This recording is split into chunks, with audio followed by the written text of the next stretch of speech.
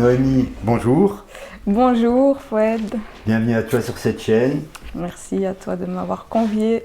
Donc c'est Drapeau Blanc TV.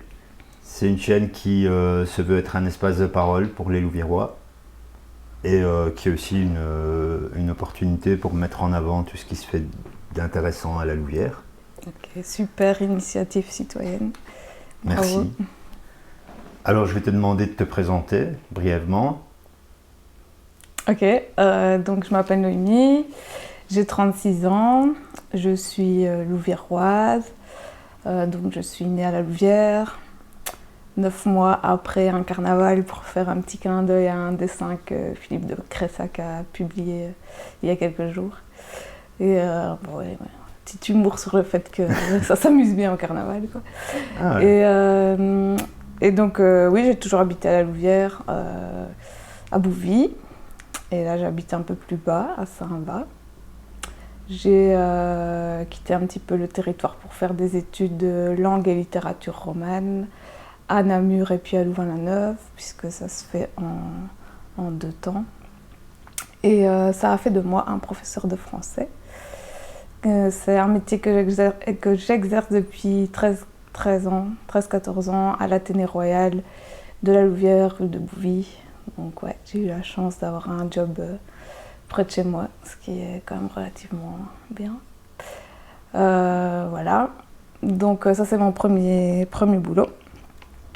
J'ai un deuxième boulot, j'ai pris un temps partiel à l'école pour exercer une activité un peu plus créative et manuelle, qu'est la couture.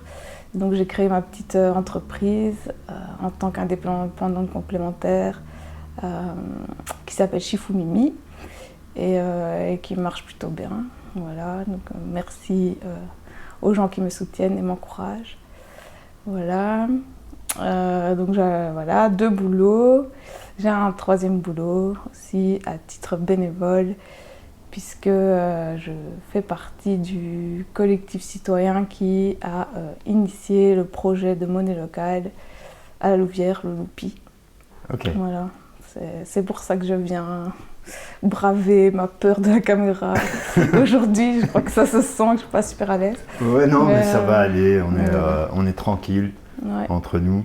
Donc oui, tu viens principalement pour parler de cette initiative qui est donc la création de la monnaie locale Loupi, dont tu as amené quelques échantillons. Ouais. Donc voici les fameux Loupi. Donc le Loupi, c'est la création d'une monnaie locale, c'est un projet qu'on peut replacer dans le cadre des initiatives de transition. Donc la transition, c'est un mouvement de citoyens qui sont conscients des enjeux sociaux, économiques auxquels on doit faire face et qui ont envie d'apporter du changement, de créer le monde de demain à partir d'initiatives qui touchent un peu tous les domaines comme la démocratie, l'énergie, l'alimentation, l'éducation et le volet économique de ces initiatives de transition, c'est la création d'une monnaie locale. Ok, c'est un peu les thèmes qui sont abordés dans le film Demain, ça? C'est exactement le film Demain qui nous a aiguillés et qui nous a donné envie de nous lancer là-dedans, ouais, c'est sûr. Ok.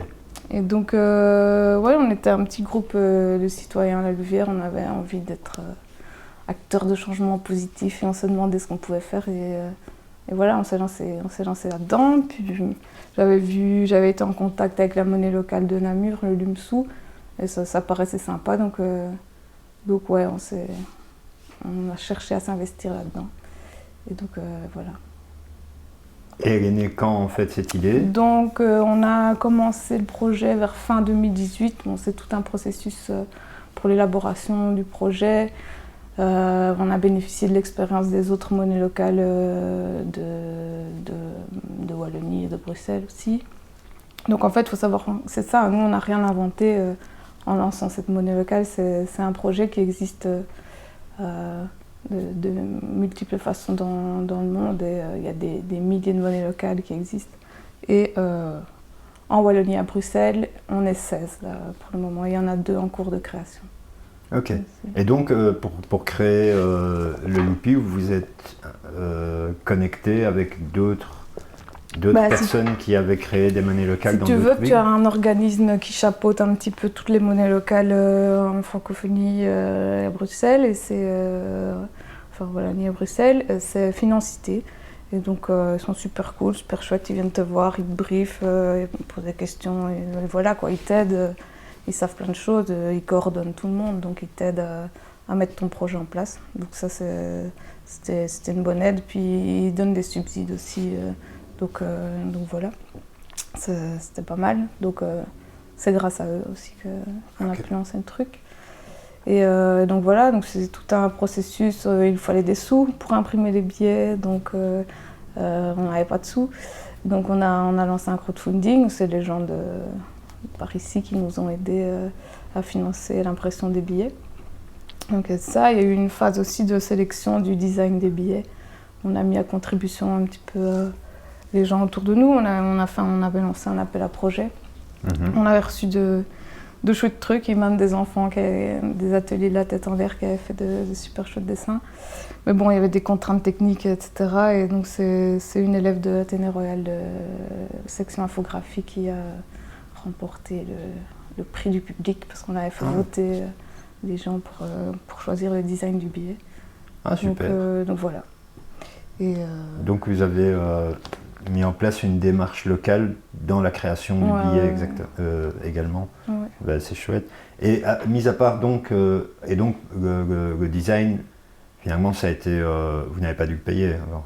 Non, on n'a pas dû payer le design. Donc la seule chose qu'il fallait, c'était dans votre budget, c'est pour imprimer. Quoi, parce qu'en plus, on les a pas imprimés chez un imprimeur de Bruxelles qui proposait des tarifs peut-être plus compétitifs, parce que les techniques d'impression traditionnelles, c'est vraiment moins cher. Ici, on a opté pour un imprimeur local qui a des techniques d'impression à l'ancienne, donc c'est de la sérigraphie à l'ancienne, si je ne me trompe pas.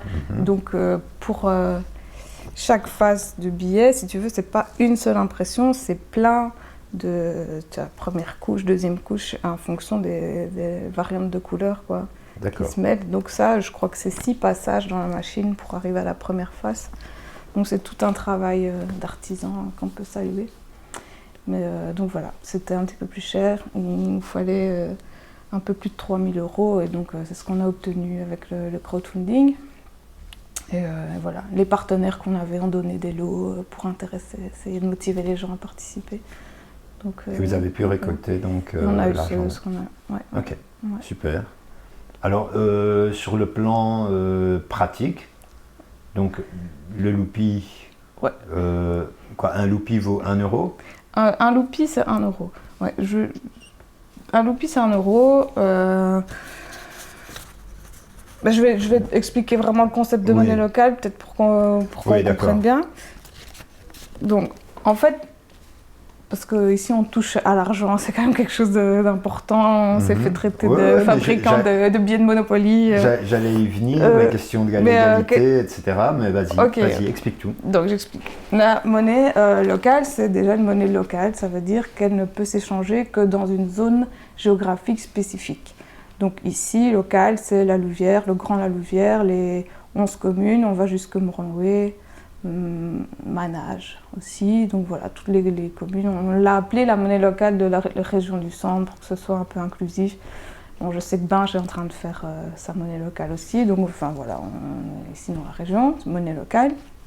C'est une monnaie citoyenne, puisqu'elle émerge toujours d'un groupe de citoyens, donc nous on est en ASBL, on est bénévole. C'est une monnaie qu'on dit aussi complémentaire, donc elle circule en parallèle de l'euro, sur base volontaire, on n'oblige personne, parce qu'il y a des gens qui nous disaient on ne veut pas de vos billets, etc. Mais ça va rien changer à ta vie, tu ne veux pas l'utiliser, tu ne l'utilises pas. Donc c'est en parallèle, complémentaire, tu peux même faire un paiement moitié euro, moitié Loupi, c'est la même chose, c'est pour ça que 1 égale 1, il n'y a pas de différence. Et en plus, on a voulu faire des coupures de 1, 2, 5, 10, 20, comme ça se rapproche des pièces et des billets qu'on a, quoi. On voulait faire pas trop compliqué. Donc voilà, c'est une monnaie aussi qu'on dit circulaire parce qu'elle elle ne fait que tourner au sein du réseau. Donc c'est pas que tu vas chercher tes 50 € à la banque, tu vas les donner à ton boucher, que lui va les remettre en banque, et puis cet argent il est parti, il n'est plus chez nous. Hein. Tandis qu'ici, tu es dans une économie circulaire et solidaire, les gens s'achètent entre eux et l'argent circule autour de cette zone géographique-là. Okay. Et alors, attends, je n'ai pas compris. Le commerçant, il ne peut pas aller changer ses 50 loupies et récupérer 50 €? Si, j'ai parlé de ça, je sais pas. Non, parce que j'ai mal compris. Tu as dit, donc, tu vas dépenser tes loupies dans un commerce. J'ai dit les loupies. Ouais, non, je me suis trompée. Alors, je voulais pas dire loupies. C'est peut-être je moi qui ai pas parlais de ton économie linéaire, c'est avec tes euros. Oui, d'accord. Tu as 50 €, tu vas les donner à ton boucher, et lui, bon, il fait peut-être un truc avec, et puis il va les placer en banque, et tes euros, ils sont partis là. Je parlais de l'économie avec les euros. Ouais. Tandis que l'économie avec les loupies, une fois que tu as tes loupies, tu ne peux pas aller les retaper en banque. Ils vont faire que rester dans notre territoire, ils vont faire que tourner. C'est ça qu'on dit que c'est une économie circulaire. Et solidaire aussi, parce que voilà, tu fais vivre ton commerce local. Et la grosse question aussi, c'est est-ce qu'on est des faussaires? Est-ce que le loupi est quelque chose de légal ou pas? Oui. Donc le loupi, les monnaies locales sont totalement légales, puisque il ne s'agit pas ici d'une création de masse monétaire en plus. Tu crées un espèce de bon, comme un chèque cadeau dans les magasins, ou comme un jeton boisson au foot ou dans les concerts, comme les chèques repas. En fait, c'est à ce titre-là qu'est mise en circulation la monnaie locale. Donc tu as toujours un correspondant d'euros en banque à ton petit billet en circulation. Voilà. Donc voilà. D'ailleurs, la mention légale doit figurer sur chaque billet, pas que chez nous, chez tout le monde. C'est bon de soutien à l'économie locale. D'accord. Donc il n'y a pas une création de monnaie supplémentaire et donc il n'y a pas de risque d'inflation. Non, le loupi suit le cours de l'euro, quoi. Et ce que je veux dire par rapport à ça aussi, c'est qu'on est même soutenu par les autorités, puisque le Parlement wallon ici a voté à l'unanimité on appelle une résolution pour encourager les monnaies locales. Il a même demandé au gouvernement d'analyser la possibilité que chaque wallon puisse recevoir une aide en monnaie locale. Donc voilà, il y a une volonté d'en haut de soutenir ce genre de projet, quoi. D'accord. Donc l'idée de départ, c'est de redynamiser le commerce local. Ouais. Le premier objectif, c'est vraiment ça, soutenir, protéger le commerce local, redynamiser le commerce local, mettre en avant des petits artisans, des petits commerçants, des petites entreprises qui n'ont peut-être pas spécialement pignon sur rue. Ça, c'est le premier objectif. Tu as un autre objectif qui est aussi de créer un espèce de réseau de partenaires qui vont pouvoir développer des relations commerciales entre eux. Ce que je me plais à appeler la grande famille du loupi.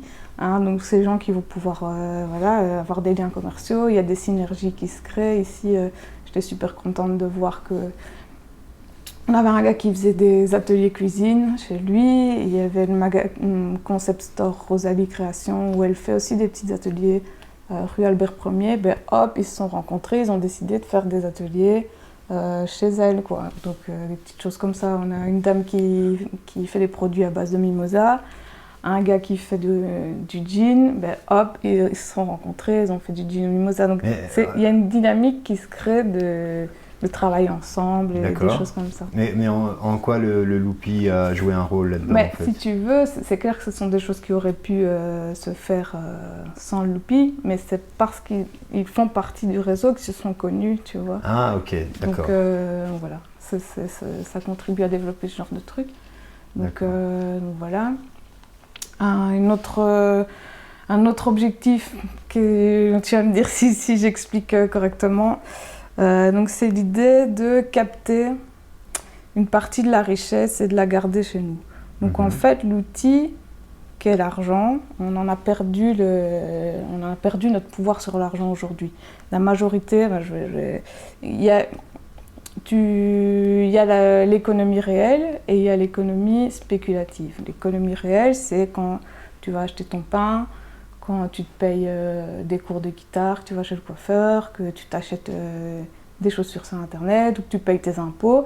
Ça, c'est vraiment des transactions qui ont lieu dans l'économie réelle. À côté de ça, il y a l'économie spéculative. Donc ça, c'est toutes les transactions sur lesquelles nous, on ne touche rien du tout. Tous les trucs qui sont sur les marchés boursiers, etc., investissement de capitaux et compagnie. Donc ça, est-ce que tu sais à combien de pourcentage ça s'élève? Combien de pourcentage qu'il y a de transactions dans l'économie réelle et combien de pourcentage de transactions dans l'économie spéculative? J'ai aucune idée, mais à mon avis, l'économie réelle, elle pèse pas lourd à côté. Elle pèse vraiment que dalle. En gros, le chiffre d'aujourd'hui, c'est 3% d'échanges qui se font dans l'économie réelle. Tout le reste, ça nous échappe, quoi. Ouais. Et donc, l'idée de monnaie locale, c'est de se réapproprier l'outil qu'est l'argent et reprendre son pouvoir sur l'argent. D'accord. Tu vas capter des euros que tu vas garder dans ta zone, tu vas les faire circuler à 100% dans l'économie locale, parce que tu vas faire de spéculation avec le loupi. D'accord. Et là, il y a double vertu à comprendre, c'est que l'investissement que tu fais dans ta zone une fois, donc ça répond à la question, moi j'effectue déjà tous mes achats en euros locaux, j'ai pas besoin d'utiliser le loupi. C'est là qu'il faut comprendre qu'en fait, quand on utilise on va chez le commerçant et qu'on paye en euros, qu'on paye en euros, c'est très bien, on a fait son achat local, mais on ne sait pas ce que le commerçant va faire de ces euros-là. Il y a de grandes chances qu'à un moment ou à un autre, il aille dépenser dans une multinationale, un truc, une grosse chez Carrefour, voilà. Ou que ça finisse en banque et que ça finisse sur les marchés bientôt.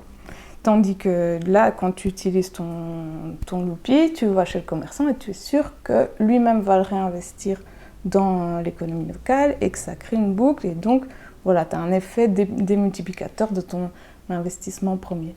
C'est ça que le bénéfice de la monnaie locale, c'est de ne pas faire un achat one shot, tu as un truc, une boucle qui se crée. Donc ça, c'est le premier avantage. Le deuxième avantage aussi, c'est que tout cet argent, nous, qu'on a en euros, en fait, parce que les gens viennent échanger des loupis contre des euros. Donc nous, on a des euros. Qu'est-ce qu'on fait de ces euros? On les place dans une réserve de contrepartie sur une banque éthique. Et donc on est sûr, double vertu, que ça finance des projets qui sont soutenables socialement, environnementalement, etc. Donc, vous fermez la porte à l'économie spéculative pour cette somme-là. Tu te dis, je reprends mes droits, mon pouvoir, je sais que mon argent ne va pas servir des intérêts contraires à mes valeurs. D'accord. Donc voilà. En gros, c'est un des points à comprendre essentiels. Tu as un objectif aussi environnemental puisque tu favorises le circuit court et donc tu réduis les transports, tu réduis les émissions de CO2. Tu as aussi cette idée de conscientiser les gens, d'orienter des comportements de consommation responsables. Donc utiliser le loupi, c'est un acte engagé, un acte conscient. Je sais que je reprends mon pouvoir par rapport à l'argent, que je protège mon économie locale, que je protège l'environnement, que je recrée du lien. Parce que voilà, il y a toute une dimension aussi de lien social, d'identité culturelle avec le loupi. Donc voilà, et toute une dimension aussi intéressante, c'est de sensibiliser, responsabiliser par rapport à plein de trucs liés à l'argent, la surconsommation, l'éthique des banques, la disparition du cash, des trucs comme ça. C'est des sujets desquels on peut parler quand on parle de monnaie locale. D'accord. Donc voilà, c'est tout. Ma liste d'objectifs. Et donc, vous avez dû aller faire le tour des commerces locaux et leur demander s'ils étaient prêts à participer. Ouais, c'est ça? En gros, c'était chaud aussi parce qu'on arrivait avec un projet, on n'avait pas les billets, on ne savait rien leur montrer, mais bon, voilà, on allait vendre le truc et franchement, merci à eux de nous avoir suivis depuis le début et de leur adhésion parce que voilà, c'est bien, on avait besoin d'un bon nombre de prestataires partants aussi pour lancer le truc. Et donc ouais, ça se passe comment? On débarque, on explique qu'on a mis au point un outil pour soutenir le commerce local. Donc parfois ça parle d'argent, alors voilà, c'est pas toujours facile, mais on a souvent été bien reçus et voilà, rarement on nous dit non. Mais j'ai peut-être commencé par par les plus faciles. Je me disais, Ouais. bon, j'ai pas été vers ceux qui me semblaient les plus hostiles au départ, quoi. Maintenant, j'ai été peut-être vers des gens, des magasins qui proposaient déjà une alimentation bio, par exemple, ou des gens qui sont sensibles à ce genre de valeurs. Mais vous avez fait le tour, vous avez été chez tout le monde? On n'a pas été chez tout le monde, Ah, non. Mais non, c'est compliqué d'aller chez tout le monde. Déjà, on n'est pas beaucoup. C'est une énergie folle, le démarchage. Donc, c'est ça que je te dis, on a commencé à aller chez ceux qui potentiellement nous diraient oui, et ils nous ont dit oui. Et puis, il y a le bouche à oreille aussi. Tu peux aller voir mon pote, lui, à mon avis, il va adhérer ou quoi. Non, déjà, il y a énormément de commerçants, d'entreprises. À la Louvière, on a demandé une liste à l'échevin. Ils nous avaient promis une liste pour pouvoir les contacter plus facilement par Internet. On ne l'a pas eu, donc voilà. Mais on est en route. Hein, ça démarche, mais voilà. On viendra au partenariat avec on regardera un petit peu avec un peu plus tard, mais là, la question que je voulais poser, c'est est-ce que vous avez eu des commerçants qui sont venus vers vous, qui vous ont dit « Ah, j'ai entendu parler de votre loupie, ça m'intéresse ». Ben, franchement, il y a eu une dame qui fait des bijoux en pierre à Oudin, et elle est venue spontanément vers moi. Souvent, j'avoue qu'on envoie un petit message ou on débarque dans le magasin. Là, comme ça, ce qui me vient, c'est qu'il n'y en a qu'une sur les 40 qui est venue spontanément. Peut-être vous avez 40 le boucher aussi. Notre boucher, il est venu aussi spontanément. Vous avez 40 partenaires? On a une quarantaine de partenaires, ouais. Okay. On a un peu de tout, des magasins d'alimentation, on a une coiffeuse, un boucher, boulangerie, magasin de livres, BD, des jeux, des artisans, des cafés qui sont malheureusement fermés. Et est-ce qu'il y a des commerçants qui vous ont dit non, dégage, ça m'intéresse pas? Ouais, clairement. Je commence à faire non, ça m'intéresse pas. Ok. T'es un peu déçu parce que tu dis le projet, en fait, mec, c'est pour toi qu'on le fait. Écoute-moi au moins, essaye de comprendre. Donc voilà. Mais je comprends parce que je crois qu'il faut vraiment comprendre l'enjeu, comprendre ce qu'il y a derrière et que c'est difficile, quoi. T'as des gars qui débarquent avec des faux billets dans ton truc. Tu te dis ce qu'ils vont me faire. En plus, c'est la crise. Enfin, bon, voilà, je comprends qu'ils disent non, quoi. Maintenant. Là, il y en a, la plupart trouvent ça intéressant puisqu'ils sentent bien qu'il faut se soutenir, quoi. Et donc les problèmes peut-être qui se posent, c'est les problèmes de sécurité du billet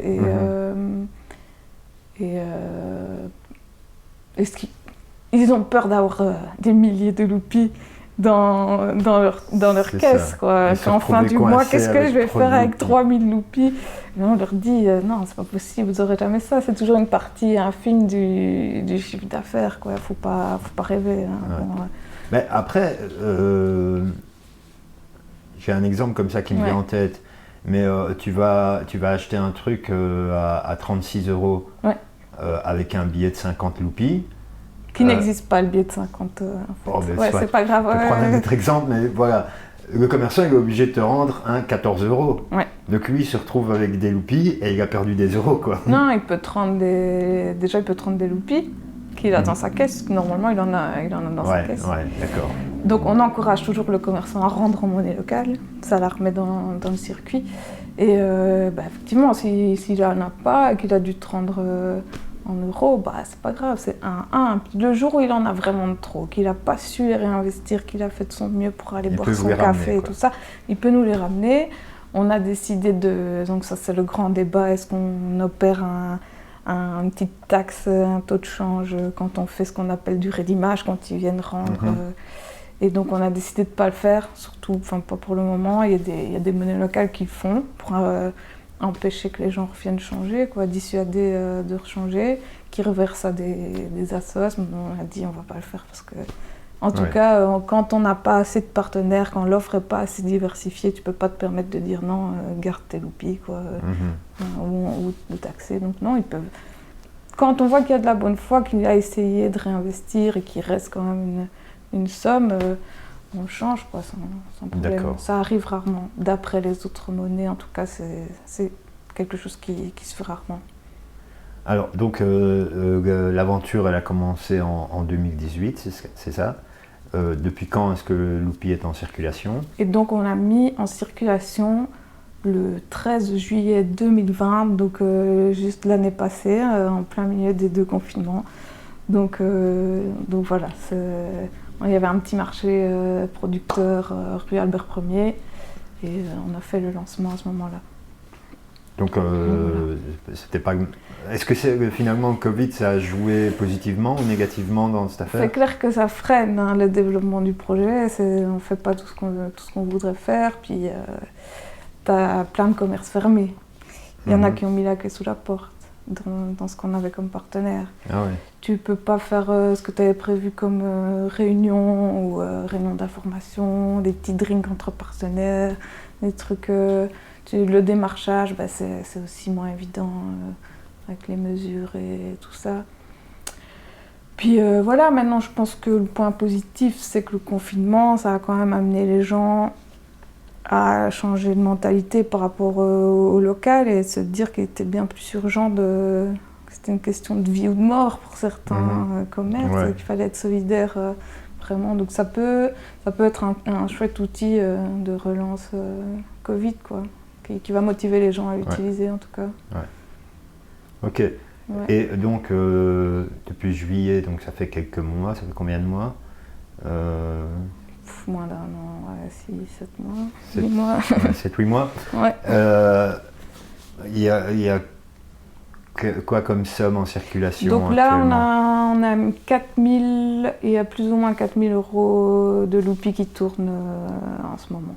C'est pas énorme, mais bah voilà, c'est ça. Et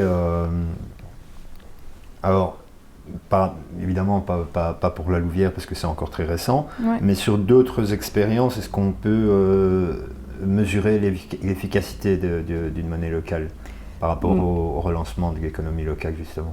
Par exemple, tu as le JCO, qui est la monnaie locale du Pays Basque, qui est en route depuis 2013, donc ça fait pas mal de temps. Ils ont 2 500 millions... 2 500 000 argent qui tournent. Ils ont 4000 utilisateurs, j'ai retenu, plus de 1000 partenaires, 1100 partenaires. Donc là, tu vois vraiment que c'est un gros truc. Et donc là, ils viennent de sortir une étude sur l'impact de la monnaie locale. Donc il faudra aller voir là. Les résultats sortent au compte-gouttes. Là, j'ai pas porté mon attention là-dessus. C'est un peu difficile de mesurer l'impact puisque c'est des initiatives récentes, quoi. Donc voilà, on n'a pas l'idée, mais en tout cas, tout est fait pour que ça marche. Ce qu'il y a, c'est qu'il faut atteindre une espèce de masse critique d'utilisateurs et de commerçants pour que le truc soit mis en route, quoi. Ouais. Ça peut très bien fonctionner avec 40 utilisateurs, 40 mal, mais bon voilà, tu crées pas de mal, ben, c'est un petit impact. Mais voilà, je crois que plus ça grandit, plus ça a un impact. Et ça pourra se mesurer aussi, à mon avis, facilement à Charleroi, puisqu'ils ont injecté, le bourgmestre a injecté, c'est Paul Magnette qui a mis 4 millions d'euros en monnaie locale pour la relance Covid. Ah oui, de Carolor, c'est ça? De Carolor, ouais. Donc eux, ils sont boostés. Boostés à fond, quoi. Donc là, on va voir vraiment l'impact si les gens qui ont reçu les chèques commerce vont aller les réinvestir ou vont revenir les rééchanger à la ville, et des choses comme ça. Donc ça, on va pouvoir mesurer. Ben, transition toute trouvée, du coup, ici à la ville de la Louvière, est-ce que vous avez établi des partenariats avec la ville? Comment ça se passe? Comment ça s'est passé avec la ville, le long périple avec la ville? Donc on a été trouvé au début du projet pour avoir un soutien symbolique parce qu'on avait besoin de visibilité et de crédit aussi. Donc ils nous ont proposé une petite page dans la Louvière à la une et de temps en temps une publication Facebook. Donc voilà, ça c'était le point de départ. On avait déjà émis la possibilité que certaines primes, l'idée que certaines primes soient à l'état des primes pour... les façades fleuries, tu as des primes, tu reçois des sous quand tu te maries à la ville. Donc on avait essayé de demander que ce soit payé en Loupi par exemple, mais ce sont des petites demandes de rien du tout, mais qui n'avaient pas été prises en compte. Donc mon premier pas, puis pendant le confinement, quand on a vu que chez tous nos amis, des monnaies locales, ça bougeait bien au niveau de la ville, qu'elle utilisait les monnaies locales pour la relance Covid, on a été les retrouver, leur proposer aussi, plutôt que de faire un chèque one shot à la population, de faire un chèque en loupie, comme ça la boucle elle continue à tourner, c'est pas un investissement d'une fois.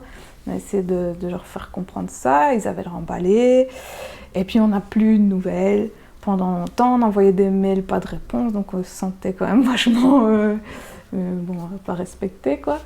Et donc on a renvoyé un truc, et là, bingo, on a eu un rendez-vous il y a un mois. Et donc là, on a revu nos demandes à la baisse, et le petit scoop, ce qu'on a demandé, est accepté. Donc, que va faire la ville de la Louvière pour le Loupi ? Elle propose on avait demandé, elle va payer les cotisations des partenaires. Donc les partenaires pour adhérer au Loupi, une petite cotisation de 25 €, c'est la ville qui va les payer. Elle va offrir 25 € de fonds de caisse aux nouveaux partenaires, c'est quand même pas mal. Elle va faire en sorte que le Loupi soit accepté dans toutes les ASBL de la ville, le point d'eau, la ferme d'Elsa, donc on va avoir de nouveaux points pour le Loupi. Ils vont mettre des étudiants à notre disposition pour aller faire du démarchage auprès des commerçants. C'est magnifique. Hein, et encore cette histoire de faire notre pub et compagnie. Donc voilà, on est content. On avait demandé aussi un peu de sous pour pouvoir faire ce qu'on appelle de la bonification, pour inciter les consommateurs à acheter des loupis. Parce que ici, les gens ils disent, moi, je donne 10 €, je reçois 10 loupis, ça change rien. Mais bon, en ayant un petit peu plus d'argent, on aurait pu faire, je te donne 10 €, je reçois 15 loupis. Et là, tu as un incitant pour le consommateur. Donc on avait demandé un peu de sous pour faire ça. Malheureusement, voilà, on ne peut pas le faire.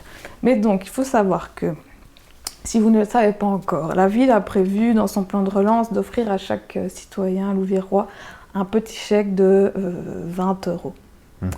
D'accord, c'est un petit chèque qui va être échangeable dans plusieurs commerces, et elle a inclus dans le truc le fait qu'en fait, et je vous incite vraiment à le faire, ce petit chèque, vous allez pouvoir aller l'échanger dans les guichets de change contre des loupis. Et donc, si vous avez bien compris cette idée que c'est plus intéressant d'avoir un chèque circulant qu'un chèque one shot, faites-le. Et donc voilà, vos 20 loupis. Hein, si vous êtes encore un peu frileux du projet, faites ce petit geste, et les 20 loupis vont tourner. J'espère en tout cas que au moment où on diffusera cette vidéo, le chèque ne sera pas déjà distribué. C'est prévu pour quand ? Je pense que ça va prendre du temps. Ça met du temps en général. Ça met du temps. Donc oui, on invite les gens à aller échanger ce chèque contre des loupis. Finalement, ça ne change rien pour eux, puisque ce chèque, ils vont de toute façon pouvoir l'utiliser que dans une série de commerces. Et l'offre va s'agrandir au niveau des commerces aussi. Donc, Ok. Maintenant, ce chèque que la ville va offrir aux Louviérois, il sera utilisable que dans des commerces locaux, pas dans les supermarchés ? Je pense qu'ils sont en train de réfléchir à ça aussi. Ça m'étonnerait qu'on puisse échanger dans le Colruyt, quoi. Mais je sais pas. Ils ont reçu des directives de la région pour l'octroi de parce que c'est des subsides, et donc ils ne peuvent pas faire ce qu'ils veulent avec ça aussi. Je sais pas, mais c'est quand même pour valoriser le commerce local. Donc, d'accord. Donc voilà. Et donc, bonne nouvelle, quoi. Ouais, super de la part de... On se sentait tellement abandonnés par rapport aux autres. On voyait vraiment que dans les autres monnaies, ça bougeait bien au niveau de la ville. Ici, ils ont été un peu plus prudents, mais bon, voilà, on peut comprendre aussi. Chaque chose en son temps. Donc voilà. Écoute, ça part bien, du coup. Hein. Ça part bien. Donc, une petite question, tu as évoqué tout à l'heure, je ne sais pas si on s'est étendu là-dessus, mais il y avait certaines réticences de commerçants par rapport à la contrefaçon. Ouais, Est-ce que tu peux en toucher un mot ? Est-ce qu'il y a un risque de contrefaçon ? Bon, on s'est attelé à mettre plusieurs niveaux de sécurité, en tout cas pour éviter la fraude. Maintenant, ce que je dis toujours, c'est que vu les moyens qu'ils vont devoir utiliser pour faire des faux loupis, autant faire de faux euros. Parce que je sais pas si c'est bien intéressant de faire de la contrefaçon pour au final aller s'acheter des tomates locales. Mais bon. Donc, qu'est-ce qu'on a mis au point comme sécurité? Déjà, on a un papier spécial à base de déchets de pierre. Donc non, on n'a pas abattu d'arbres pour faire ces loupis, parce que ça aussi, c'était une remarque qu'on nous avait faite. Donc, papier au toucher spécial. Déjà, franchement, ça n'a rien à voir avec une feuille ordinaire. On a un hologramme ici à chaud. Tout ça, c'est fait avec des machines de notre imprimeur, des vieilles machines, des trucs que c'est pas très facile à trouver. Il y a une petite découpe timbre ici. Un numéro de série. Alors, le must, c'est... J'ai pris ma petite lampe UV. Je sais pas si on voit bien, mais... Voilà, on voit pas bien à la caméra, mais en tout cas, voilà, c'est la lumière il y a un bleue. filtre, un filtre UV sur le billet qui fait que quand on veut les photocopier ou les scanner, ben ces éléments apparaissent en noir. Donc voilà, c'est un peu laborieux d'imiter des loupis. Voilà. Je pense pas que ça va se faire, mais en tout cas, les commerçants disposent de spécimens, parce qu'ici ce sont les spécimens, pour comparer, vérifier la couleur et tout ça. Oui, comme je disais tantôt, c'est des techniques d'impression à l'ancienne, avec des couleurs spécifiques. Donc le faux billet ne ressemblera pas à celui-ci. Donc voilà, si on a des doutes, on compare, et on peut très bien refuser un billet s'il est louche, quoi. Ok, donc voilà, normalement ça devrait rassurer les commerçants qui ont des craintes par rapport à ça. Vous avez mis des choses en place pour éviter le risque de contrefaçon. Donc, ce qu'on n'a peut-être pas expliqué, c'est comment on fait pour s'en procurer. Ah, vas-y. Je peux expliquer? Donc voilà, si j'ai envie d'obtenir des loupis, je dois me rendre, j'ai pas de banque loupis, donc je dois me rendre dans une banque spéciale. Ce sont des comptoirs de change et ce sont nos commerçants qui font ça. Donc on a des comptoirs auprès de 4 partenaires qui font office de banque. Donc, et donc tu vas chez eux. Comment? Tu peux les nommer peut-être. Oui, je veux les nommer. Donc on a le magasin de vin Vinodis à Manage qui fait comptoir de change. On a le Champ de la Terre, épicerie bio à la rue de Bouvy qui fait comptoir de change. On a l'Air du Vrac à Oudin, magasin en vrac bio local qui fait le change. Et on a Rosalie Création, concept store rue Albert Ier qui fait le change. Donc là, vous arrivez avec des euros et on vous fait le switch pour obtenir des loupis, quoi. Donc c'est simple. Et j'ai aussi un comptoir de change sur les marchés artisans locaux. J'ai un petit stand, j'ai mon stand à moi et j'ai mon petit stand loupi à côté. Et on peut échanger des euros sur le marché. Donc toi aussi, tu fais le change lorsque tu es sur les marchés, c'est ça? Ouais. Et c'est pratique parce que les gens parfois n'ont pas de cash et nous on a un petit appareil pour que les gens payent. Un petit banc contact loupi, quoi. Ils payent avec leur carte et on leur donne des loupis et comme ça ils peuvent dépenser sur le marché. Et donc voilà. Super. Et donc ces comptoirs de change, ça va dans les deux sens? En fait, le consommateur, lui, ne peut pas échanger des loupis qu'il aurait reçus de sa grand-mère contre des euros. Il peut pas. Donc ça, non. Le change est réservé juste aux commerçants, quoi. D'accord. Voilà. Donc si on va chercher 50 loupis et qu'on regrette, c'est foutu. Faut pas regretter, c'est bien. Moi, je pense que si chacun qui se dit ouais, c'est vrai que c'est quand même un projet intéressant, si on se dit peut-être que par mois on veut bien investir 50 € de son salaire en loupis, c'est déjà un beau geste, je trouve. Oui, et puis on trouve facilement, quand les cafés vont rouvrir, vos 50 loupis vont vite partir. Oui, et puis voilà, il y a des commerces Non, il y a plein de commerces. Où on va de toute façon régulièrement et qu'on paye en euros ou en loupis, finalement c'est pareil. Ouais. C'est pas pareil. Hein. Non, c'est pas pareil, mais je veux dire pour... c'est mieux. Non, c'est mieux, d'accord, mais je veux dire pour le consommateur, oui, c'est pareil. Il paye pas plus. C'est une nouvelle habitude, donc voilà, on a parfois peut-être peur du changement, mais c'est une chouette habitude à prendre. D'accord. Quelque chose à ajouter par rapport au loupi? Non, j'espère que j'étais claire et que voilà, on a un peu mieux compris tout le sens autour du projet, quoi. Ben, je pense. Ouais. Moi, en tout cas, j'ai mieux compris. Ouais, parce que non, ça paraît souvent comme une idée aberrante.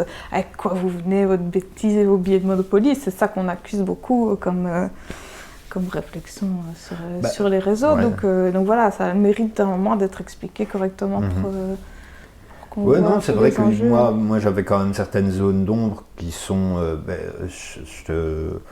Je t'en ai parlé tout à l'heure, mais en off.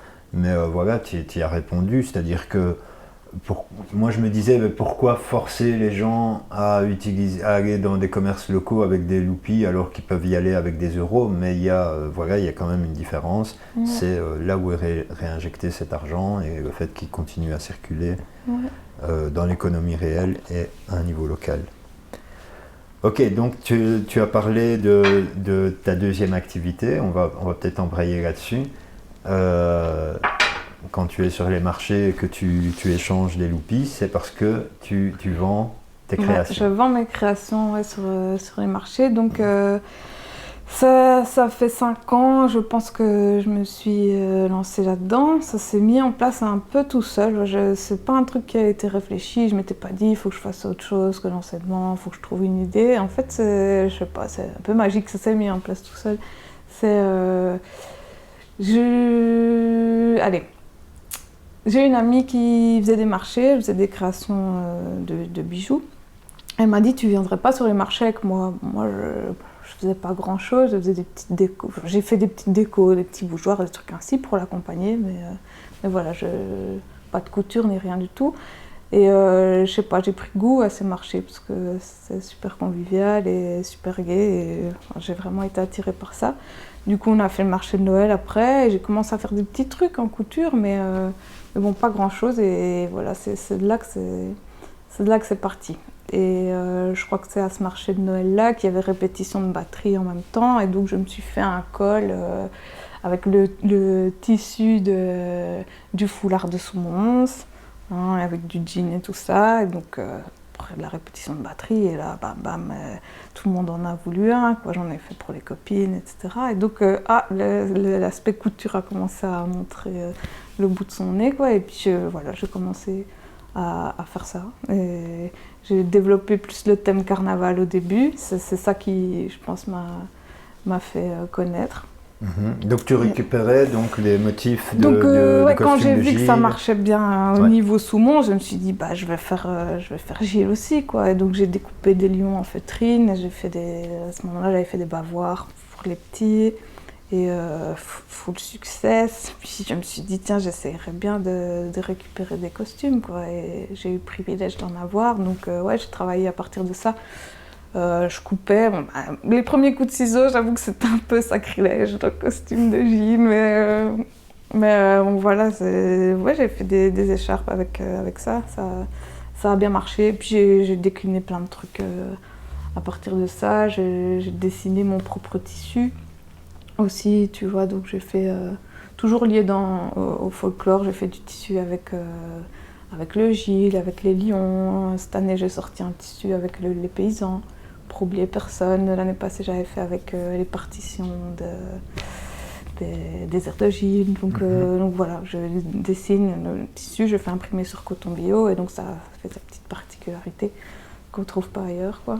Super. Donc voilà, mais je fais pas que carnaval, hein, je fais d'autres trucs aussi. Il y a un peu de tout. Voilà. J'aime bien tout ce qui est très coloré, tissu coloré. Voilà, je fais des foulards, je vais te dire ce que je fais. Je fais des foulards, des petits accessoires pour les cheveux, donc des trucs sans prétention parce que j'ai pas suivi de cours de couture, je fais pas de la haute couture, quoi. J'ai fait quelques vêtements, qu'est-ce que j'ai fait l'année passée? J'ai fait des jupes et l'année d'avant des pantalons et des blouses, mais des trucs simples. Je fais un peu de déco, des coussins, je refais des lampes aussi, je casse les lampes et je refais bas-jour. Donc voilà, souvent des pièces uniques que les gens sont contents d'avoir, parce que voilà, c'est toujours bien d'avoir quelque chose d'unique. Et donc ça fonctionne bien, et c'est ce qui a fait que du coup, tu t'es dit, je vais réduire mon temps de travail à Ouais, l'école. la première année, j'ai bien bouloté pour Shifumimi et du coup je me suis dit si je veux continuer à ce que ça se développe, il faut que que j'allège mon temps à l'école quoi. Mhm. Parce que sinon c'était trop. C'était pas possible de gérer. Donc voilà, j'ai pris un 6 dixième à l'école. D'accord. Et donc voilà. Et la marque, tu as sorti ça dès le départ ou c'est venu plus tard? Non, j'ai sorti tout de suite, Ok. dès cette période où j'ai commencé à faire des petits trucs carnaval, quoi. D'accord. Donc voilà. Et Qu'est-ce une que je peux question qui dire? me vient à Ouais. l'esprit comme ça, je vais dire, comme voilà, c'est une idée originale et que comme tu as dit, ça a tout de suite attiré beaucoup de monde. Est-ce que tu n'as pas eu des gens qui t'ont copié? C'est une bonne question. Bah ouais, figure-toi, purée. Ouais, franchement, maintenant j'ai appris à me calmer à propos de ce truc, ça me fait plus rien. Mais encore l'année passée, j'ai eu une femme qui m'a attaquée sur ma page en me disant mais non, mais comment ça se fait que vous faites ça? Je fais ça. Et je fais fille, ça fait 5 ans que je fais ce truc-là. Et heureusement, Antenne Centre est venu faire un reportage à la maison. Et donc j'ai vraiment la preuve j'ai vraiment la preuve, donc je lui ai mis le truc, mais vraiment me harceler devant tout le monde en disant que je lui ai piqué son idée, non. Donc c'est un truc... Ah donc c'est des gens qui te copient et puis en plus qui viennent dire qui me que c'est dit- toi qui as Ouais, copié. le pire c'était... je vais le raconter quoi, parce que j'avais fait un marché bio dans le fond d'Anne Saint-Pierre, Place Café et tout ça, j'avais mes petits trucs, c'était super cool. À côté de moi il y avait un gars, il faisait de la récup, super gentil le mec. Puis il regarde mes bazars, il fait « Ah ouais, c'est bien, super bonne idée » et tout, qui me dit... Il n'a pas fallu 3 mois. Le type, il a fait sa conférence de presse, il avait présenté toute sa collection, mais d'une exubérance, avec des parapluies, des chaussures, des cols, des trucs. En fait, il a repris l'idée, il avait tout décliné, le mec. Et donc, ouais, ça a fait une grosse crise sur Internet aussi, parce qu'il me prenait de haut. Mais bon, du coup, là, tu rebondis, quoi. Déjà, il faut se calmer, parce qu'à un moment, ça m'a pris beaucoup d'énergie, ce genre de truc. Il faut se protéger. Donc, moi, j'ai déposé l'idée à la propriété intellectuelle, quoi. Et donc voilà, c'était juste pour me prémunir qu'on vienne pas me dire que j'avais copié, parce que voilà, le folklore, c'est quand même pas moi, chacun peut faire ce qu'il veut. Mais là, c'était quand même flagrant, personne n'avait jamais fait des écharpes ou des trucs avec ça. Et depuis 5 ans, t'en vois plein, quoi. Tant pis, c'est pas grave. Mais du coup, toi, ça te pousse à faire autre chose et à évoluer, c'est bien, Ouais. c'est bien. Ouais. Mais bon, j'ai découvert un sale monde, je vais te dire. Un truc auquel je ne m'attendais pas, ça c'est sûr. Ok, donc ça t'étais un petit peu naïve par rapport à ça. Ouais, franchement, mais moi je suis bisounours, ça c'est quand même je veux bien le dire, quoi, ouais. Et tu t'es rendu compte qu'on n'était pas dans un monde de bisounours, Ouais, quoi. vas-y. Et donc, tu as déposé l'idée, c'est pas pour attaquer les gens qui te copient, mais juste pour éviter qu'on t'attaque, toi. Non, c'est pour te prémunir et voilà, je pense que c'est un bon conseil à donner aux gens aussi. Ça atteste de la date à laquelle tu as commencé les trucs. Et voilà, tu décris un petit peu ton projet et ça coûte pas encore trop cher parce que quand tu déposes des modèles, donc là c'est encore autre chose, le gars s'il change 3 éléments, 3 petits trucs sur ton modèle, on peut plus l'attaquer, tu vois. Enfin, c'est vraiment chaud au niveau de la propriété intellectuelle. Donc, ouais, j'ai déposé, mais juste pour dire, voilà, si on vient m'emmerder, oh, c'est moi. Parce que des trucs ainsi, après ça va dans les tribunaux et les bazars ainsi. C'est dingue. Donc voilà, puis j'avais des clients qui m'envoient des trucs, regarde, elle fait ça, regarde. C'était marrant, des gens qui prennent ta défense sur les trucs. Mais bon, voilà, franchement, je suis plus relax avec ça. Bah, au moins, voilà, si tu veux regarder le bon côté des choses, c'est quand même la preuve que tu avais une bonne idée. Bah ouais, Et que et tu aurais pu lancer une fabrication industrielle en Chine. Et... Non, ça, c'est pas ton truc. Putain, vraiment pas. Alors, donc, tu as un site internet, c'est ça? J'ai un site internet, c'est shifumimi.com. Il est moins à jour, j'avoue, que ma page Facebook. C'est là où je mets le plus de trucs. Je suis pas très Insta non plus, je devrais me mettre plus à la page, ces trucs-là. Mais Donc voilà, on Ça peut demande voir. beaucoup de boulot. Ouais. C'est du boulot, ouais, franchement, c'est du boulot. Il faut que je m'y mette, faut que je fasse ma boutique en ligne aussi. Donc voilà, sur le site on voit l'ensemble de mon travail, mais il y avait une boutique en ligne, j'ai rien mis dessus. Et puis on a eu l'opportunité, je vais saluer le travail de Céline et Chris, qui est un couple qui a mis au point un site qui recense tous les commerces locaux et qui propose en plus une boutique en ligne, donc c'est vraiment chouette. Avec ils avaient fait tout le PDF pour savoir comment faire sa boutique en ligne, franchement ça donnait bien. Et donc voilà, ils offrent une plateforme sympa pour créer sa boutique en ligne. Donc voilà, j'ai mis quelques trucs, mais ça date du mois de décembre, donc c'est dépassé, il faut que j'aille remettre à jour. Mais voilà, c'est un chouette outil, quoi. Mais sinon, donc, si on veut acheter tes produits sur les marchés artisanaux, mais pour l'instant...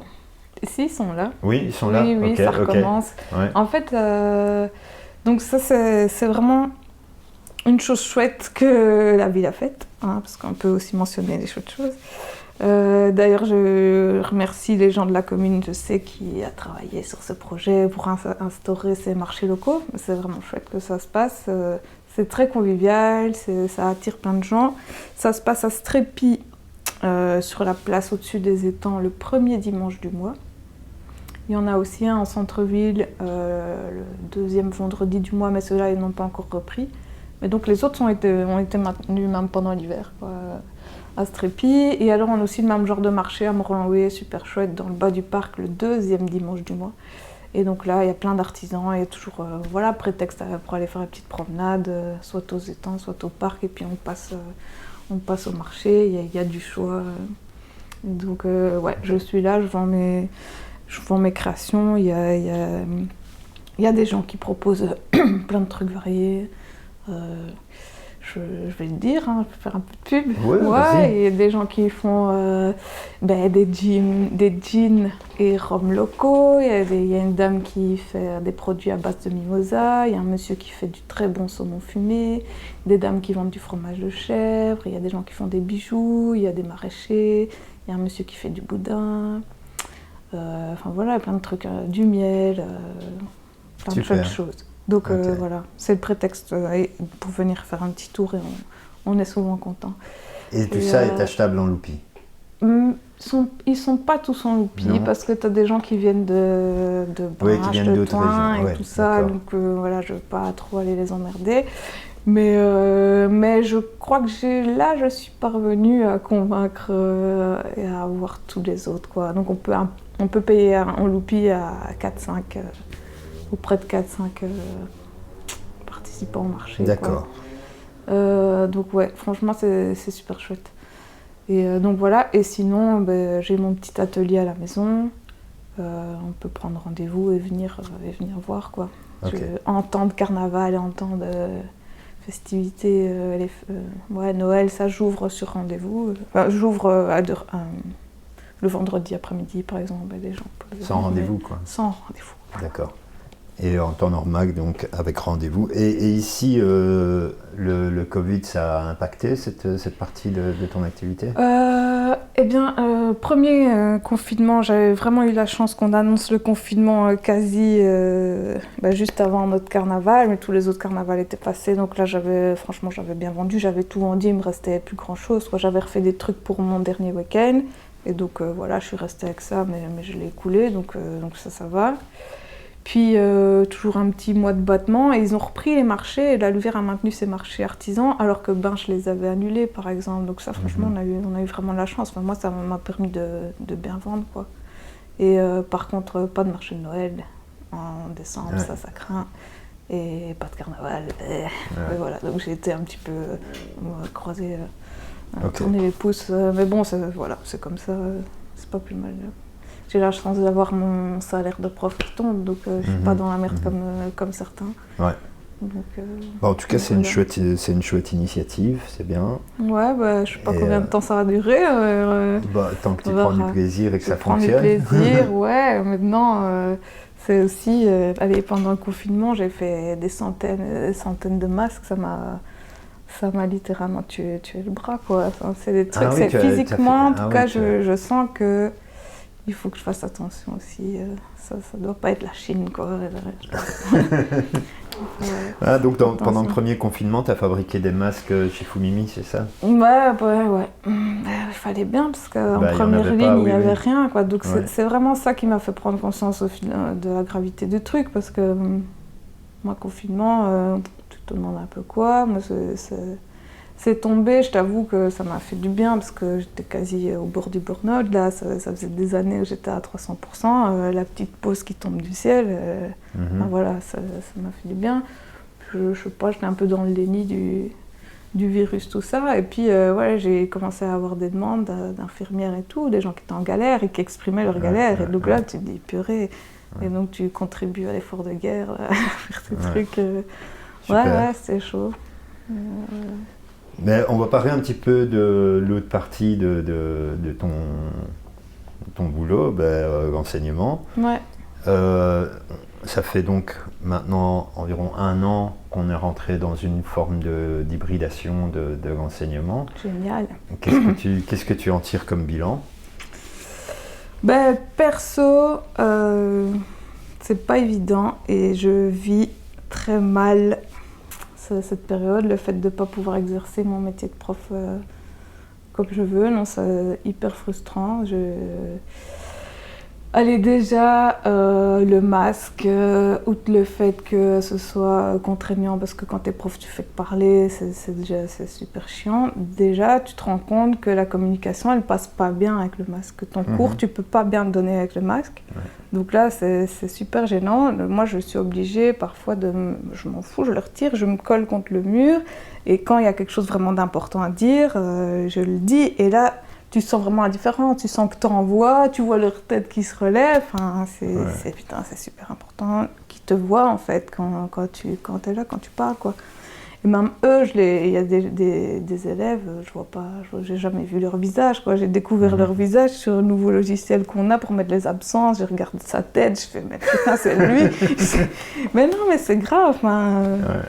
T'as ça, il y a le fait que moi j'aime encore bien sortir avec les élèves, on va au musée parce qu'on a une séquence sur la peinture, on va voir du théâtre, on joue du théâtre, je m'arrange toujours pour avoir un projet théâtre à faire et donc voilà, l'année passée on avait 2 pièces à monter qui devaient finir sur les planches du Palace, fini, tu vois, il y a une animation super chouette sur les médias, le traitement de l'information à la maison de la laïcité, annulé, enfin tous des trucs comme ça qui sont super enrichissants pour les élèves que tu peux pas faire, donc déjà ça. Et puis le must du must, ce truc d'enseignement à distance, quoi. Moi j'y arrive pas, quoi. J'ai besoin d'être en contact avec eux, mais tout mon cours se fait par les interactions qu'il y a en classe, les questions qu'ils posent, les questionnements. Tu rebondis, tu passes dans les bancs, tu corriges, tu vois, tu les motives, tu repères une erreur ou un truc qu'on a bien fait, t'en fais profiter tout le monde. C'est comme ça que ça se construit tout doucement. Et du coup, avec ces affaires-là qui viennent, ces semaines qui viennent hacher un petit peu tout ce que tu essayes d'instaurer, ton climat de travail, de confiance. Enfin voilà, non, j'ai l'impression que chaque semaine où je reviens en présentiel, il faut tout recommencer, quoi. Et puis je suis aussi super frustrée parce que j'ai l'impression que je vais trop vite. Parce que tu vois pas, tu sais pas tout voir, quoi. Donc je sais pas, l'impression que je vais trop vite, qu'il y a des choses qui passent pas bien, alors je réfléchis pour le lendemain, essayer d'amener mieux les trucs et tout, mais c'est pas comme d'habitude, enfin, c'est hyper déstabilisant. Puis eux, ils travaillent pas beaucoup à la maison, quoi. Tu les vois décrocher, tu vois que c'est pas le même. Quand ils travaillent en classe, ils voient le pote qui travaille, s'il a pas d'inspi, il se dit bon ouais, tout le monde est en train de me faire, je vais m'y mettre, mais quand tu es tout seul chez toi, enfin, on peut pas leur reprocher Donc tu sens que les élèves sont en décrochage? Je sens qu'il y en a pas mal en décrochage, il y en a qui essayent, mais non, ça marche moins bien. Parce que les choses passent moins bien, et du coup, voilà, tout seul ça va pas. Donc moi, je fais pas cours en visu à distance parce que ça se prête pas. Donc voilà, ils travaillent des textes, ils lisent, ils écrivent un peu, mais bon voilà, non, moi ça me gêne, quoi. Et puis il y a tous des trucs qui passent à la trappe, comme des activités un peu plus sympas que tu aurais pu faire en classe, des activités d'écriture, de création et tout ça, que tu te dis, bah, cette année j'ai pas le temps, je vais pas le faire. Ouais. Donc voilà, tu dois faire des sélections dans ton cours, t'en tenir aux essentiels qui nous ont sommés de voir. Ouais. Et donc voilà, ici on sait même pas comment ça va être la fin d'année. Qu'est-ce qui va se passer, des examens ou pas? Eux, ils sont déjà en train de se dire, les gosses, on n'aura pas d'examen. Donc quand tu essayes un peu de les motiver, parce qu'ici, j'ai déjà lancé le travail de fin d'année, ils doivent rédiger une anthologie poétique, donc j'essaye déjà de les mettre au boulot, parce que eux, c'est quand même toujours dernière minute. Et je suis sûre qu'ils sont en train de se dire, elle peut se la mettre à ce truc, on va pas la faire, quoi. Ouais. Et ouais, moi j'ai été dégoûtée l'année passée parce que mes 5e sont passés en 6e sans avoir vu de poésie. Et je me suis dit, purée, ben, en fait, c'est des gens qui toute leur vie n'auront pas eu ce truc-là, quoi. C'est quand même... C'est peut-être trop accroché à ma matière, j'en sais rien, mais c'est quand même... Il y a des choses que tu as envie auxquelles tu as envie de les éveiller, ou des questions que tu as envie de soulever et que tu vas pas soulever. Et hop, voilà, et ils s'en vont, ciao. Ouais.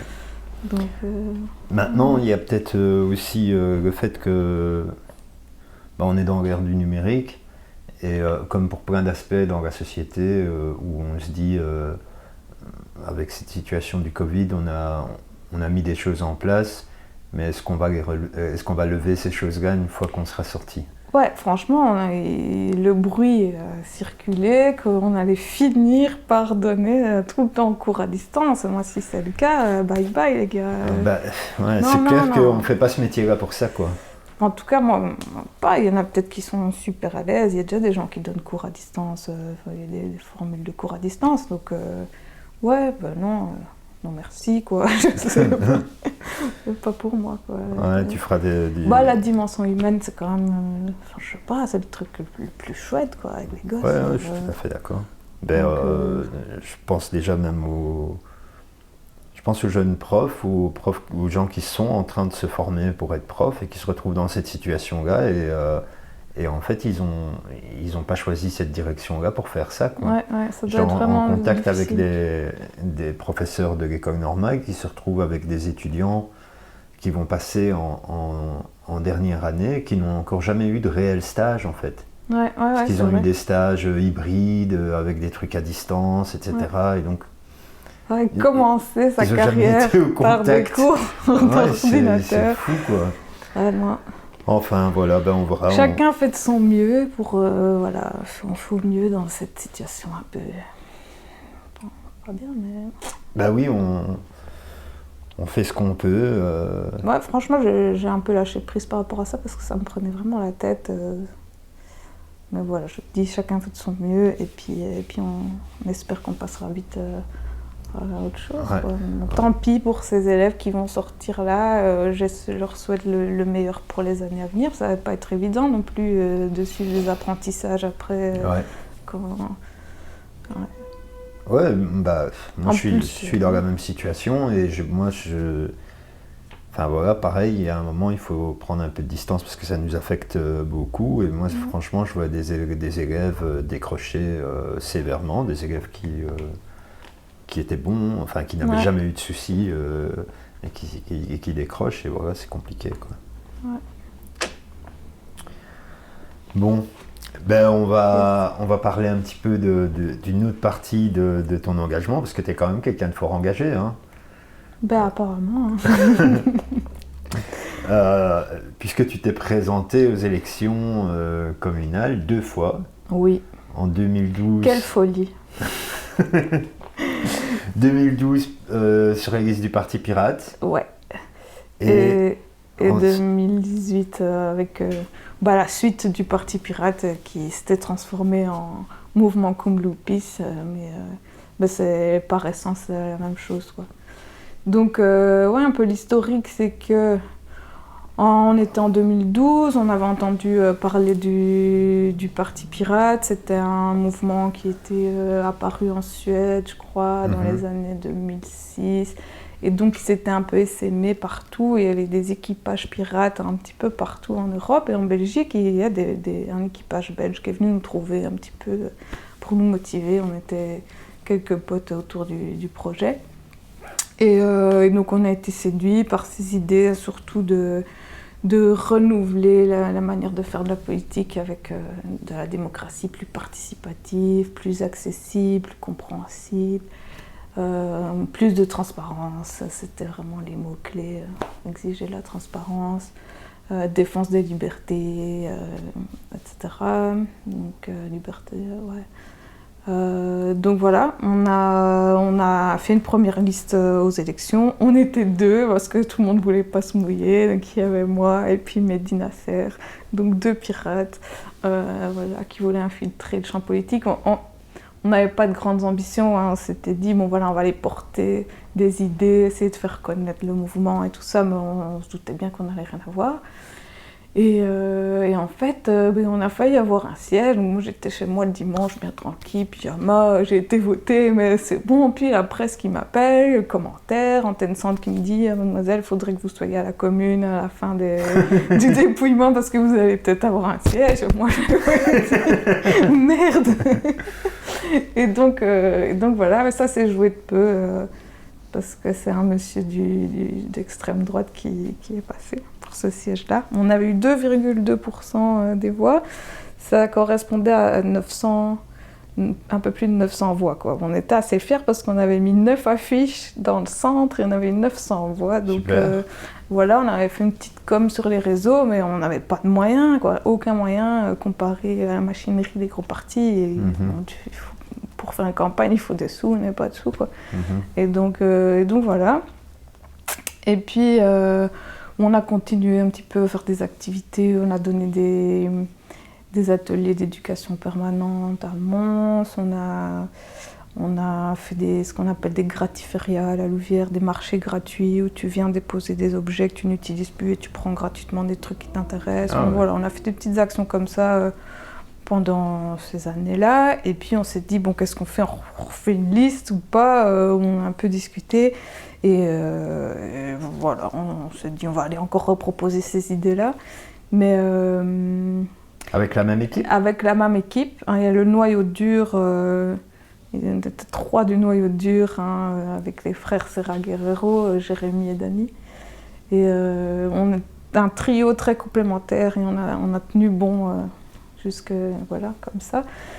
Et donc, voilà. La première idée avec Pirates, c'était le programme Faites-le vous-même. On n'avait pas de programme, mais c'était pour inciter les gens à s'impliquer et à se renseigner. Notre affiche, c'était « Ne faites confiance à aucune affiche, renseignez-vous ». Donc, c'était pas les affiches traditionnelles avec les visages. Donc, c'était cette dynamique-là. Et on s'est dit, bon, on va changer de nom parce que Pirates, ça fait un peu trop méchant. Et nous, on est des gentils, donc on a cherché un petit peu et on est tombé sur Kumlupis pour faire référence à l'adage Kumlupis et taré. Kumlupis, ça veut dire avec les loups. Et nous, on voulait créer une liste citoyenne avec les loups pour faire entendre la voix des loups. On a essayé de lancer un appel aux citoyens pour agrandir la liste et on a lancé une liste plus grande que celle de 2 personnes. On était une bonne trentaine sur cette liste Kumlupis.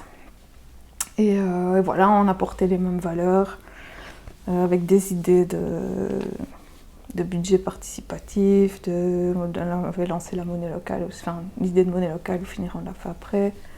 Un code de déontologie du politicien qui s'engage à publier ses dépenses, qui s'engage à prendre en compte l'avis des autres avant de se positionner, qui s'engage à se faire rémunérer avec ses jetons de présence en loupi. Enfin, là, et voilà, et on voulait que tous les politiciens signent cette charte parce que voilà, il y avait plein de points. On jugeait que le politicien devait répondre à ces points-là, pas de cumul et des trucs comme ça. Et donc voilà, on est allé avec ça. Et bon, ça n'a pas vraiment fait plus qu'avec Pirates, quoi. On était un petit peu déçus parce qu'on avait eu plus de moyens, on avait fait une chouette vidéo, on avait eu... j'avais eu ma place au débat, on avait notre place au débat sur Antenne Centre quand même, petit parti au milieu, j'étais au milieu de Gobert d'Estrebec. Et donc voilà, c'était une fameuse expérience. Mais bon, voilà, ça s'est pas passé. Et au final, j'ai envie de dire, tant mieux, puisque, allez, si on avait été, si j'étais passée, parce que c'était moi qui étais vouée à passer, j'aurais donné le meilleur, c'est pas ça, mais je me sens mieux ici, dans un projet parallèle où je peux mettre toute mon énergie, je me sens plus efficace dans ce projet qu'on a mis en place que d'être là, toute seule au conseil communal, surtout quand tu vois la manière dont ça se passe aujourd'hui. Enfin, voilà, j'ai certainement pas envie d'être là, quoi. Qu'est-ce que tu veux dire par là? Je sais pas, le mépris, la condescendance auquel on peut assister maintenant, puisque c'est enfin rendu public, chose qu'on demande depuis des années. Depuis qu'on diffuse sur Internet les conseils communaux. Ouais, ça a été sujet de risée. Ça a développé pas mal la créativité des gens ici, et franchement, ça bouge bien. Le journal Misère, t'as une page sur les mèmes avec plein de publications de montages photos, il y a des gens qui font des montages vidéo, et putain, les gens, là, ils sont chauds. Ah bah écoute, ça a un bon côté, du coup. Ouais, non, c'est bien. Mais donc, ouais, voilà, un petit peu l'idée. Maintenant, on est toujours en train de checker ce qui se passe au niveau participation citoyenne et transparence, parce que c'est des points qui nous intéressent, quoi. Donc, il y a ce qu'on appelle le programme stratégique transversal de la ville. C'est un document assez intéressant que vous pouvez trouver sur Internet. Et là, vous voyez toute une série d'actions que la ville s'engage à mener pour moderniser le fonctionnement de l'administration et inclure un peu plus d'acteurs dans le truc. Et il y a des volets sur participation citoyenne, transparence. Voilà, c'est pas génial, on peut faire mieux, maintenant c'est déjà ça, il faut voir comment ça va être effectivement mis en place. Donc voilà, niveau transparence, ils vont mettre... qu'est-ce qu'ils vont faire ? Montrer les modes de décision et de gestion du truc, ça, je trouve ça intéressant, parce que c'est complètement opaque. Là, moi, je ne sais pas du tout comment ça se passe au niveau politique, là, ça, c'est intéressant. Publier évidemment les conseils communaux et les comptes rendus et tout ça, mais en même temps, il faut, je trouve, une partie de vulgarisation de tout ce qui se fait, parce que c'est pas parce que tu regardes le conseil communal, que tu lis les travaux, les comptes rendus, que tu vas comprendre. Donc c'est bien beau de nous dire, voilà, vous voulez de la transparence, on vous le donne, mais il faut que ce soit compréhensible, accessible, quoi, décodé, quoi. Enfin voilà, donc je trouve que ça manque, quoi. Il y a 2-3 trucs sur la transparence, mais pas grand-chose. C'est pas qu'ils vont publier leur budget, leurs dépenses. C'est ça qui est intéressant, de savoir ce qu'ils font, d'où vient l'argent. On veut voir. Il y a un outil qui est sympa qui s'appelle transparencia.be. Donc tu peux faire adresser des demandes à tes autorités politiques, demander certains trucs. Donc Dany avait demandé, voilà, on veut les dépenses liées au voyage et je ne sais plus quoi, enfin des dépenses des élus, quoi. Et hop, la demande, elle reste en attente et puis ça devient rouge sur le truc. Et donc c'est visible de tout le monde sur ce site-là, quoi. Et quand ils répondent positivement, tout le monde a accès aux documents demandés, quoi. Donc ce qui veut dire que s'ils ne répondent pas, on voit qu'ils n'ont pas voulu répondre. On voit qu'ils ne répondent pas, alors on réitère la demande, on voit qu'ils toujours ils répondent pas, et donc on peut pointer le fait « Ah, ils veulent pas les donner ». Mais par contre, des trucs qu'ils veulent donner, on a demandé tout l'ensemble des ASBL de la ville, hop, ils nous ont envoyé la liste, tu veux demander un cadastre. C'est intéressant, ça. Ouais, c'est ça. Ouais. On a demandé le cadastre de tous les locaux vides dans le centre, ben hop, tu l'as, enfin, s'ils veulent bien te le donner, quoi. Donc voilà, pour la transparence, il y a des trucs aussi qui sont mis en place pour plus de participation citoyenne, mais c'est, j'ai l'impression, peanuts, quoi, pas grand-chose. Une petite application, donc ça j'ai voulu la télécharger, c'est Flucity. Donc sur le site, le lien erreur 404, pas moyen de la télécharger. Sur Play Store, je n'ai pas su la télécharger non plus, donc je ne sais pas si elle est encore efficace ou pas, efficient ou pas, je ne sais pas comment on dit.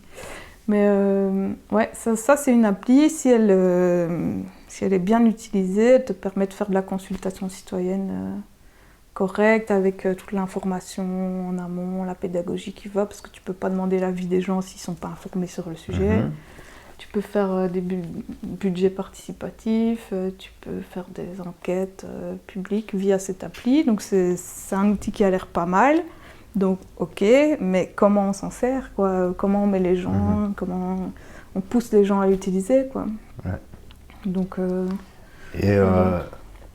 maintenant, ben justement, moi j'ai l'impression que ces derniers temps, il y a de plus en plus de choses qui bougent à la Louvière, mais du côté des citoyens, comme tu l'as évoqué tout à l'heure, sur Internet, etc. Tu t'envisages de réitérer l'expérience, d'être représenté? Non, je pense pas que je vais me représenter. Non. Tu fais des expériences, tu apprends un petit peu à mieux te connaître aussi, et là où tu es meilleur ou pas, enfin je sais pas, où tu te sens mieux en fait. Et donc moi, mon énergie, je préfère la mettre au service d'un projet comme le Loupi, bien plus concret que d'aller là-bas. Je me dis, je sais pas, l'idée de base c'était d'aller infiltrer le monde politique pour le changer de l'intérieur, mais c'était un peu utopique quoi. Tu vois. Ouais, vous ne pesez pas lourd. Déjà on pèse pas lourd, mais voilà, c'était...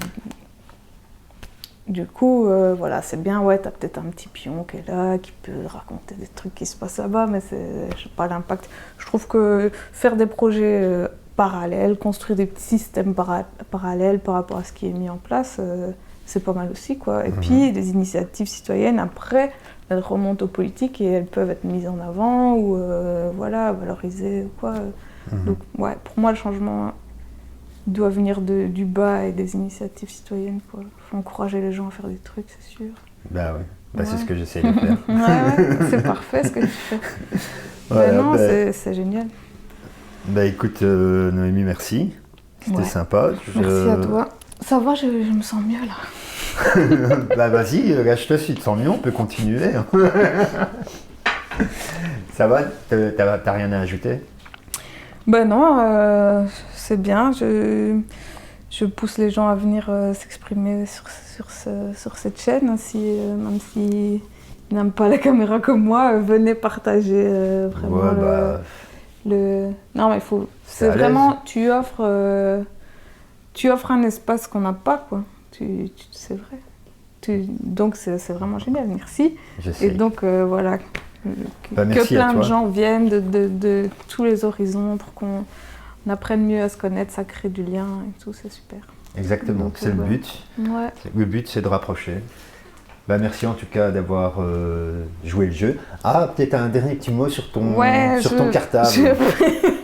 J'ai pris ce cartable parce que voilà, c'est un de mes cartables pour aller à l'école et j'avais plusieurs choses à te dire à propos de ce cartable.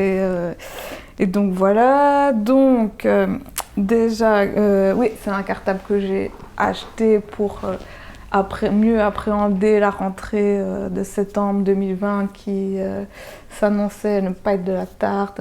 Voilà, on n'avait pas vu les élèves pendant 6 mois, on rentrait avec les masques, distanciation et tout ça, ça allait être chaud. Et donc c'était pour mettre un petit peu de fun dans la morosité ambiante. Et ça a bien marché, parce que voilà, les gens ils faisaient plein de remarques. C'était pour voilà, un peu booster, susciter le contact. Même le paquis était emballé par mon sac. Ça n'a rien à voir avec l'école. Mais bon, voilà, c'est un sac que je n'ai pas fait moi-même, mais qui a été fait dans un atelier couture à Bruxelles qui s'appelle Les Skewies. Et donc voilà, ça faisait référence un peu à mon travail de couture. C'est très coloré. Moi, je suis quelqu'un qui aime bien la couleur. Il louche comme moi, non, mais c'est un cartable que j'ai acheté en Loupi et quand je l'ai acheté, moi c'est vraiment à ce moment-là, quand je l'ai acheté, je me suis dit purée, ton truc il marche quoi. Ça, avoir des Loupis dans sa poche, ça incite au commerce local. C'est pas un truc que je suis pas une grande consommatrice, c'est pas un truc que j'aurais acheté parce que j'ai déjà d'autres sacs, mais là, je sais pas, j'avais mes Loupis, ça m'a fait plaisir de les dépenser. Et donc, voilà, il y a un peu la preuve que le système fonctionne. Voilà, alors j'ai 2-3 trucs dans mon sac. Comme j'ai plus d'un tour dans mon sac. Et donc... Alors, tu connais Tipeee, cette plateforme où tu peux subventionner des artistes et compagnie, des créateurs de contenu comme toi. Donc voilà ton premier tip, je t'offre ton premier tip. Donc ça c'est un vrai, c'est pas un spécimen. Et alors voilà, je t'offre aussi, je fais un petit peu la promo. Une Loupi Smash, vas-y, skate une Loupi Smash. Donc c'est la bière qu'on a brassée pour soutenir la SBL. pour avoir un peu de sous, quoi.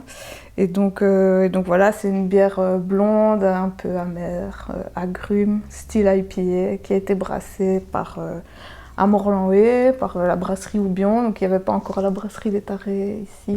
On aurait bien voulu travailler avec eux, mais ces gars-là sont super chouettes aussi. Et voilà, ce que je peux dire, c'est que c'est une étiquette maison, imprimée par ceux qui ont fait les billets, imprimée à scrap, et conçue par Jérémy, qui est dans l'équipe. Super concept, puisqu'en fait, tu peux la détacher.